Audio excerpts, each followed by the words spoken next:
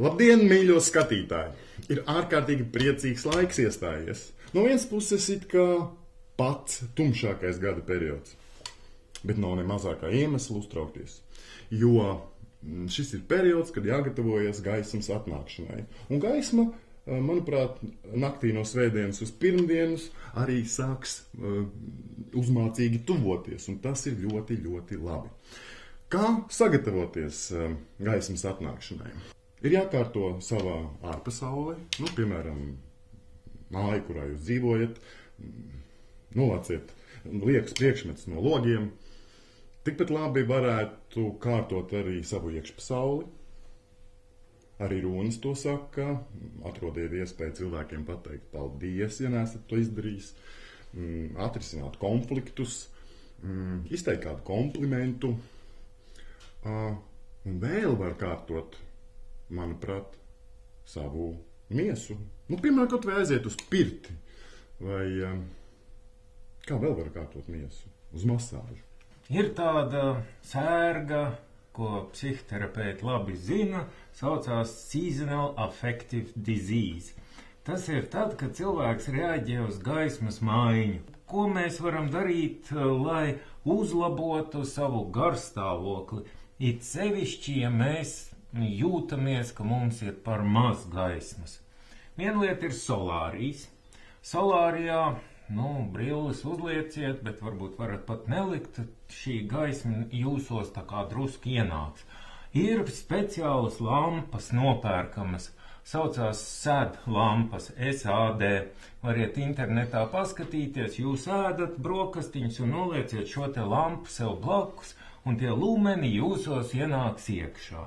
Ja jūs jūtat, ka jums pietrūkst gaismas, tad ir jādara to, ko darīja kādreiz senie latvieši. Vai tu, Didzi, zini, ko darīja senie latvieši? Viņi sildīja kājas un dzēra tējas, manuprāt. Tieši tā. Ir jādzer tēja. Un specifiski ir jādzer kura tēja? Piparmētru. Nepareizi, ja? Nepareizi. Kura tad? Asinzāles tēja. Asinzāles tēja ir ļoti spēcīga psihiska iedarbība. Tā ir jādzer no rītiem obligāti, jo, ja jūs padzersiet to vakarā, būs bezmiegs. Asinzāles tēja ir jādzer tad, kad to gribās dzert. Tas nav tā, ka būtu jādzer tā katru dienu. Un tad būs priecīgāk, tad jums būs labs serotonīna līmenis, būsiet priecīgi, atraktīvi, laimīgi. Ja jūs dzerat asinzāles tēju, tad uz solāriju gan vēlams neiet. Savādāk ir iespēja, ka jūs paliksiet tā kā dalmācieši.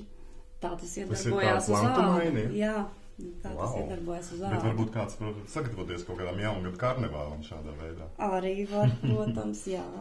Un par tīrīšanu runājot, par smadzeņu tīrīšanu, man gribās jums ieteikt, lai jūs kāpjat ārā no rūpju raižu rāmja, kas visticamāk šajā laikā pastiprināsies un arvien vairāk jūs nospiedīs, tāpēc, ka būs dāvanas, būs radinieki, būs eglītes un vēl vis kaut kas, bet jūs varat izvēlēties, vienkārši neraizēties. Pasaki sev, es jutīšos omulīgi un labi, un man būs sajūtu svētki, nevis komerciālie Ziemassvētki.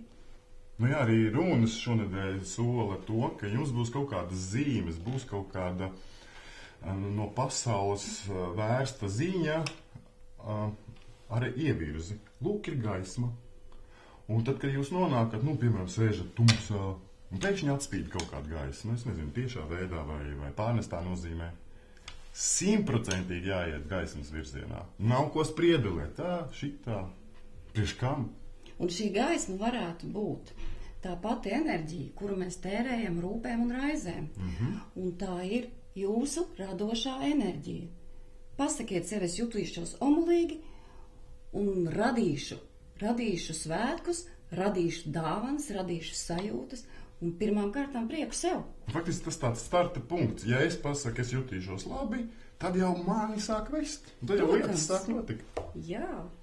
Laiks pirms gaismas atnākšanas ir ļoti, ļoti nozīmīgs, jo gaisma tad, kad atnāks, tad viņa parādīs visu to, ko mēs tumsā nebūsim redzējuši vai nebūsim pamanījuši. Tas ir baigais risks.